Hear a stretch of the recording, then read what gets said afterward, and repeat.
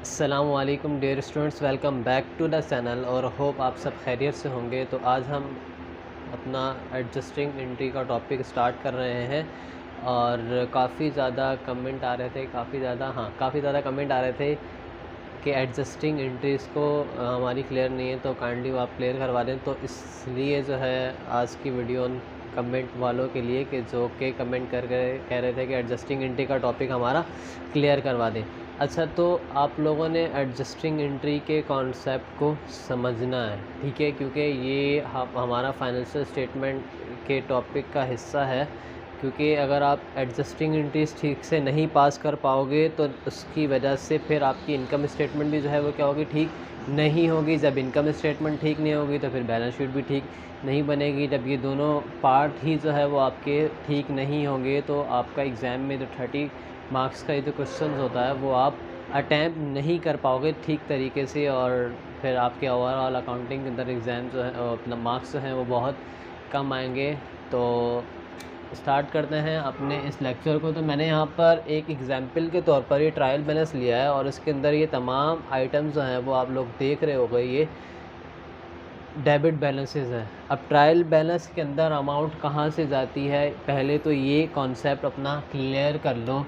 सबसे पहले हम बनाते हैं जर्नल बनता है, ठीक है, जर्नल बनता है। एंड देन जो है आपका जर्नल लेज़र बनता है। एंड देन आपका ट्रायल बैलेंस, यानी कि जर्नल से अमाउंट उठाकर हम जर्नल लेज़र में लेकर जाते हैं और जर्नल लेज़र से हम समराइज़ कर अकाउंट्स को ट्रायल बैलेंस में लिख देते हैं, ठीक है। यानी कि पहले रिकॉर्डिंग हुई, फिर उसके बाद पोस्टिंग, और देन जो है हमने क्या किया, ट्रायल बैलेंस के अंदर उन अमाउंट्स को क्या कर दिया, समराइज़ कर लिख दिया, ठीक है। अब ये जो बैलेंसेस हैं ये डेबिट बैलेंसेस हैं, ठीक है, ये भी समझ में आ रहा होगा आपको, क्योंकि cash asset, bank asset, office supplies asset, prepaid asset और इन्वेंट्री भी आपका एसेट है। तो इनकी ये डिफरेंट अकाउंट मैंने लिए और नीचे जो है यहाँ पर एक कहा जा रहा है हमसे कि डेटा फॉर एडजस्टमेंट किस डेट की होती है ये भी समझ लो। At the end of the period, ये जो डेटा फॉर एडजस्टमेंट होती है बेटा आप लोगों की eight the end of the period, कि जब आप इनकम निकालने जा रहे हो, कैलकुलेट करने जा रहे हो, उस दिन आपको ये डेटा फॉर एडजस्टमेंट बताई जाती है कि जब आप इनकम कैलकुलेट कर रहे हो उससे पहले कुछ ऐसी एडजस्टमेंट हैं जो कि आपको करनी ज़रूरी हैं। अगर आप नहीं करोगे तो फिर आपकी इनकम ही गलत कैलकुलेट होगी, ठीक है। तो इस डेटा फॉर एडजस्टमेंट आप मान लो कि ये दिसंबर 31 को नॉर्मली जो भी डेट होती है, तो पीरियड एंडेड मैंने इसलिए बोला क्योंकि लाजमी नहीं होता कि हर कंपनी का पीरियड एंड जो है वो दिसंबर 31 को ही हो। कुछ मंथली करती हैं, कुछ सेमी एनुअली होती हैं, कुछ एनुअली करती हैं, कुछ किसी का डिफरेंट हर उनका पीरियड होता है। तो मैं हम मिसाल के तौर पर मान लेते हैं दिसंबर 31 2019 का डेटा फॉर एडजस्टमेंट है एक कंपनी का, ठीक है। अब आज की इस वीडियो के अंदर, इस लेक्चर के अंदर सिर्फ हम प्रीपेड रेंट को डिस्कस करेंगे। इंशाल्लाह नेक्स्ट लेक्चर के अंदर जो है हम जो दूसरी एडजस्टमेंट होती हैं उनको डिस्कस करेंगे। अच्छा, सबसे पहले तो आपने समझना है प्रीपेड रेंट है क्या। प्रीपेड रेंट क्या है भाई, एक एसेट है। आप लोगों को पता है कि जब आप पेमेंट एडवांस में करते हो तो वो क्या है, आपका सिंपली रेंट, प्रीपेड रेंट है, ठीक है। आपने पेमेंट एडवांस में कर दी, वो क्या है, प्रीपेड रेंट है, और ये आपका करंट एसेट कहलाता है। क्या कहलाता है, करंट एसेट कहलाता है, ठीक है। इतनी बात समझ में आ गई आपको। अब ये पता चल गया एक एसेट रिकॉर्ड हुआ है, ठीक है। अब नीचे डेटा फॉर एडजस्टमेंट ये कह रहा है कि rent expense for the year was 22,000, यानी कि रेंट एक्सपेंस पूरे साल का कितना है, 22,000 रुपये। आपने क्या करना है, डेटा फॉर एडजस्टमेंट आपने रीड की, ये ट्रांजैक्शन रीड की, एडजस्टमेंट रीड की आपने। आप रीड करने के बाद डेटा फॉर एडजस्टमेंट में ट्रायल बैलेंस में चले जाओ। उस ट्रायल बैलेंस में जाकर आप ये देखो कि आया आपने इस ट्रायल बैलेंस में कहीं से आपको कहीं पर रेंट एक्सपेंस नज़र आ रहा है, नहीं आ रहा। मैंने भी बताया अगर रेंट एक्सपेंस नज़र आ रहा होता यहाँ पर तो मतलब वो जर्नल में रिकॉर्ड भी हुआ होता। जब जर्नल में रिकॉर्ड हुआ होता तो जर्नल लेज़र में भी जाता एंड देन ट्रायल बैलेंस में आता, ठीक है। अब वो रिकॉर्ड ही नहीं हुआ। एक्चुअली ये जो रेंट एक्सपेंस हमें डेटा फॉर एडजस्टमेंट बता रही है पूरे साल का, हमने क्या किया, पूरे साल एक्सपेंस रिकॉर्ड ही नहीं किया। हमने क्या किया, at the start of the companies period हमने एडवांस पेमेंट कर दी। जो भी हमारा जो भी जगह हमने रेंट पर ली थी, मान ली एक वेयर हाउस था, उसकी हमने पेमेंट एडवांस में कर दी, ठीक है। एडवांस में करने के बाद हमने बोला जब कंपनी का मतलब कंपनी का पीरियड आएगा, जब हम इनकम कैलकुलेट करने जाएंगे, eight the end of the period आएगा, तब हम क्या करेंगे, एक एडजस्टमेंट पास करेंगे। ना कि इसके बजाय कि हम पूरा साल रेंट एक्सपेंस को डेबिट करते जाएं फिर कैश क्रेडिट होता जाए। हमने क्या किया, एक ही बार पेमेंट एडवांस में कर दी एंड देन क्या करते जाएंगे, या तो उसी कुछ मंथ बाद या क्या करेंगे, eight the end of the period जो है हम क्या करेंगे, एक एडजस्टिंग एंट्री पास करेंगे सिंपली, और क्या हो जाएगा, एक्सपेंस हमारा रिकॉर्ड हो जाएगा। अब हमें इस एक्सपेंस को रिकॉर्ड करना है, हमें इस एक्सपेंस को क्या करना है, रिकॉर्ड करना है, जो कि रिकॉर्ड ही नहीं है। कहाँ नहीं रिकॉर्ड, ट्रायल बैलेंस में नहीं है। ट्रायल बैलेंस में रिकॉर्ड कब होगा, जब जर्नल से लेज़र और ट्रायल बैलेंस में, जर्नल लेज़र से ट्रायल बैलेंस में आएगा। जर्नल में ही नहीं है तो ट्रायल बैलेंस में किस तरह से चला जाएगा। अब ऐसा नहीं होगा कि आप जाकर पूरी जर्नल ठीक करोगे, फिर जर्नल लेज़र और फिर ट्रायल बैलेंस। हमें पता है कि जब अमाउंट जर्नल लेज़र से ही रिकॉर्ड होगी तो ट्रायल बैलेंस में आएगी ना, ठीक है। जब हमें पता है तो फिर हम क्या करेंगे, ये जो एसिड हमने गलती से तो नहीं, हमने जो रिकॉर्ड किया हुआ है इसको क्या करना है, अब ठीक कर लिखना है। इस एसिड को हमने क्या करना है भाई, ठीक कर लिखना है। तो वो किस तरह से करेंगे हम कि, हाँ, ये एक्सपेंस पूरे साल का कितना है, 19,000 रुपये। हमने ऊपर प्रीपेड रेंट कितना रिकॉर्ड किया हुआ है, 20,000 रुपये। हमने क्या करना है, अब एडजस्टिंग एंट्रीज पास करनी है, तो वो हम कहाँ करेंगे, जर्नल में। आप क्या करोगे, जर्नल बनाओगे जाकर, इनकम स्टेटमेंट बनाने से पहले, ठीक है। तो उसे आप एडजस्टिंग एंट्रीज के नाम से भी शो कर सकते हो, ठीक है। अब उस एक्सपेंस को हमने क्या करना है, रिकॉर्ड करना है, क्योंकि एक्सपेंस यहाँ पर हमें ट्रायल बैलेंस में रिकॉर्ड हुआ नज़र नहीं आ रहा, और जो प्रीपेड नज़र आ रहा है वो अब प्रीपेड नहीं, क्या हो गया, वो एक्सपेंस में कन्वर्ट हो गया, क्योंकि हमने पूरा साल क्या कर लिया, उस वेयर हाउस को यूटिलाइज़ कर लिया। जब यूटिलाइज़ कर लिया तो वो क्या हो गया, हमारा एक्सपेंस हो गया। अब एक्सपेंस रिकॉर्ड ही नहीं है हमारे पास। एक्सपेंस को रिकॉर्ड करने के लिए हम क्या करेंगे, इंक्रीज़ हो रहा है, रेंट एक्सपेंस क्या हो रहा है, इंक्रीज़ हो रहा है। क्यों, क्योंकि जब हमने पूरे साल रिकॉर्ड नहीं हुआ, जगह को यूटिलाइज़ कर लिया, वेयर हाउस को यूटिलाइज़ कर लिया, तो अब एक्सपेंस तो हो गया। जब एक्सपेंस नहीं हो गया तो हमने क्या किया, उसे रिकॉर्ड ही नहीं किया। अब देखना ये है कि कितना एक्सपेंस हुआ। एक्सपेंस हुआ हमारा 19,000 रुपये, तो ये क्या है, डेबिट हो गया, ठीक है। अब क्या इस एक्सपेंस के बदले में हमने कैश देंगे या दे, इस ट्रांजैक्शन को पढ़कर ऐसा समझ में आता है, नहीं।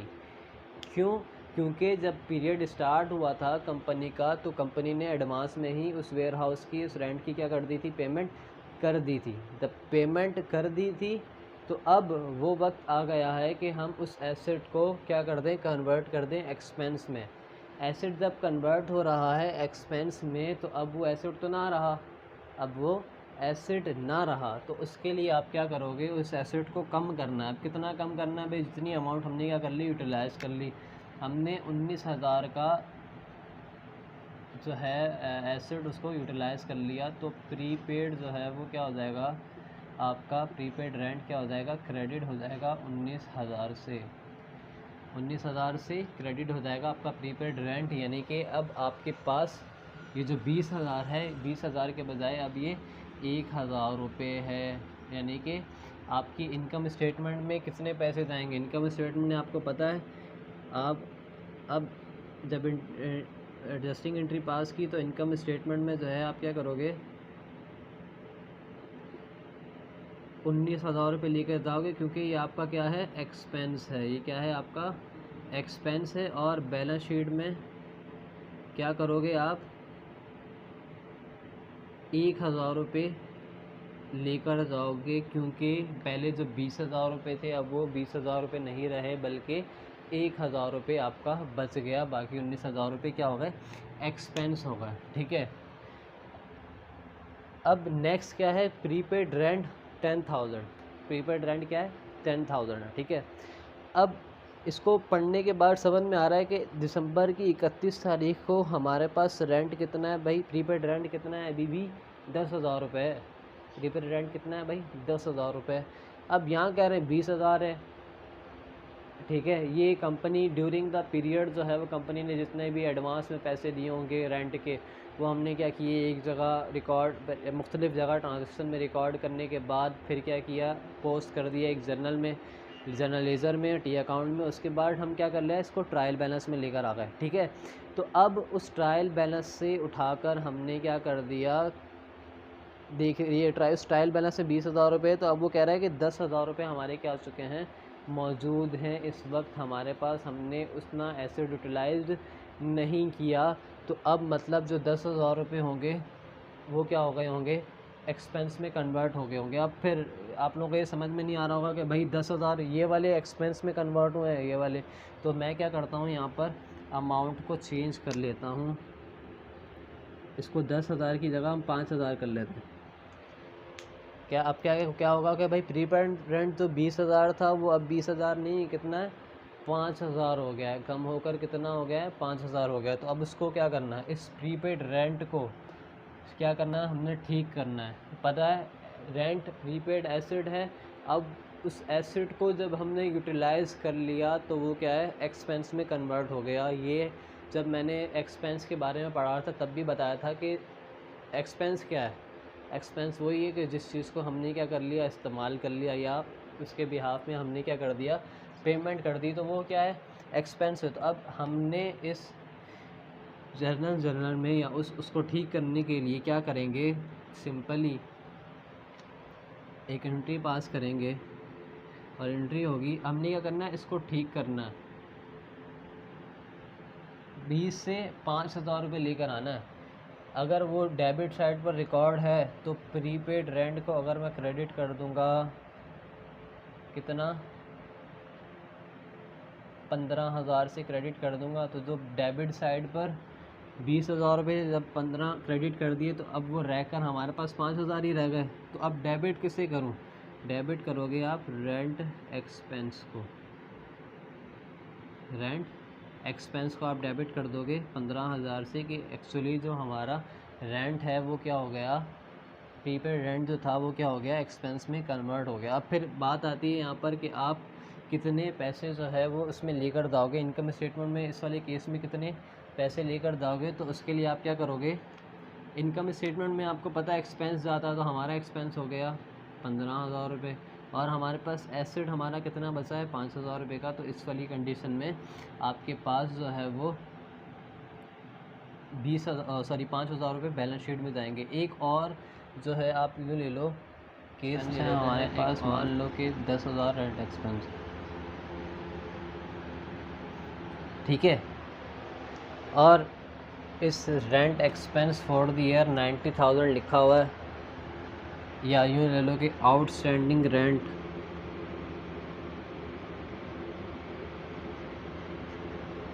9,000, या अनपेड रेंट 9,000। ठीक है, ये कंडीशन दोनों एक ही हैं, ठीक है, ये तो दोनों कंडीशन है, ये एक ही है। अब क्या करना है, हमने थोड़ी सी चेंजिंग की है। पहले ऊपर प्रीपेड रेंट नज़र आ रहा था, हमने क्या किया, रेंट एक्सपेंस के नाम से ऊपर शो कर दिया, और नीचे कह रहे हैं हमें कि rent expense for the year 19,000, पूरे साल का एक्सपेंस कितना है, 19,000 रुपये, जबकि हमने कितना रिकॉर्ड किया है। आप बोलोगे कि हमने तो 9,000 रुपये रिकॉर्ड किया है, 10,000 रुपये रिकॉर्ड किया है, जबकि एक्सपेंस एक्चुअली पूरे साल का 19,000 रुपये है। 19,000 रुपये हमारा क्या हुआ है, एक्सपेंस हुआ है। तो मतलब कि हमने उस एक्सपेंस को रिकॉर्ड ही नहीं किया, जो कि एक्सपेंस में रिकॉर्ड हो जाना चाहिए था। तो उसको अब क्या करेंगे, हमने असल में कितना एक्सपेंस हुआ 19,000 रुपये, ये डेटा पर एडजस्टमेंट बता रही है पूरे साल इतना एक्सपेंस हुआ, लेकिन हमने 10,000 रिकॉर्ड किया यानी कि कम किया है। अब एक्सपेंस को हमने इंक्रीज़ करना है। जब एक्सपेंस को हम इंक्रीज़ करोगे तो आप क्या करोगे, रेंट एक्सपेंस को डेबिट कर दोगे, कितने से कितना इंक्रीज़ करना है। 10,000 तो ऑलरेडी रिकॉर्ड है, ऐसा क्या करें कि 19,000 हो जाए, तो हम क्या करेंगे 9,000 से उसे डेबिट कर देंगे। और अब कैश यहाँ पर क्रेडिट नहीं होगा, क्यों नहीं होगा कैश या बैंक क्रेडिट इसलिए नहीं होगा क्योंकि हमें ऐसी कोई इन्फॉर्मेशन नहीं है कि हम पेमेंट कर रहे हैं। पेमेंट हम नहीं कर रहे, जब हम पेमेंट नहीं कर रहे उस जो कि हमने वेयर हाउस को यूज़ किया हुआ है, तो हम क्या करेंगे रेंट पेबल के नाम से उसको यहाँ लिख देंगे कि हमारी लायबिलिटी है कि हम उसे क्या करेंगे पे करेंगे। हमारी लायबिलिटी क्या है, हम उसे 9,000 रुपये क्या करेंगे पे करेंगे। ठीक है, आउटस्टैंडिंग और अनपेड का मतलब यही है। अगर ऐसा लिखा आ जाता है कि आउटस्टैंडिंग रेंट 9,000 या अनपेड रेंट 9,000, तब भी यही एडजस्टिंग एंट्री पास होगी, क्योंकि ऑलरेडी इसका मतलब क्या है कि हमने इतना एक्सपेंस जो है वो ज़्यादा हो चुका है, आउटस्टैंडिंग हो चुका है, जो कि हमने अभी तक पे नहीं किया। और जो नेक्स्ट वो है अनपेड, इसका मतलब भी यही होता है कि हमने अभी तक ऐसा रेंट 9,000 रुपये का पे नहीं किया। जब पे नहीं किया मतलब इस्तेमाल कर लिया होगा, जब इस्तेमाल कर लिया तो अब पे करेंगे। आज नहीं किया तो फ्यूचर में हमारे इदारे के ऊपर ये लायबिलिटी है कि वो क्या करे, पे करे। जब लायबिलिटी है तो हमने उसे रेंट पेबल के नाम से यहाँ पर शो कर दिया। जब रेंट पेबल के नाम से शो हो गया तो अब इनकम स्टेटमेंट और बैलेंस शीट के अंदर जो कौन सी अमाउंट जाएगी, तो इसके लिए हम यहाँ पर देख लेते हैं। इनकम स्टेटमेंट में जाएगा एक्सपेंस। एक्सपेंस कितना जाएगा, हमने उसने हमें बता दिया पूरे साल में इतना एक्सपेंस हुआ 19,000 रुपये, तो 19,000 रुपये इनकम स्टेटमेंट में जाएंगे। ठीक है, और बैलेंस शीट में क्या जाएगा, बैलेंस शीट में जाएगा हमारे पास 9,000 रुपये रेंट पेबल के नाम से, कि हमारी लायबिलिटी है कि हमने क्या करना है 9,000 रुपये पे करने हैं। तो ये था हमारा लेक्चर, जो कि एडजस्टिंग एंट्रीज में हमने रेंट एक्सपेंस और प्रीपेड एक्सपेंस को क्या कर लिया, डिस्कस कर लिया। इंशाल्लाह नेक्स्ट लेक्चर के अंदर हम क्या करेंगे, डिफरेंट जो दूसरे अकाउंट्स होते हैं उनको डिस्कस करेंगे। और ये रेंट इनके जो है प्रीपेड रेंट, और मेरे ख़्याल से यही केसेस जो हैं वो आते हैं और इसका कोई और कंडीशन नहीं बनती। तो मिलते हैं अपने नेक्स्ट लेक्चर के अंदर, तब तक के लिए अल्लाह हाफ़िज़।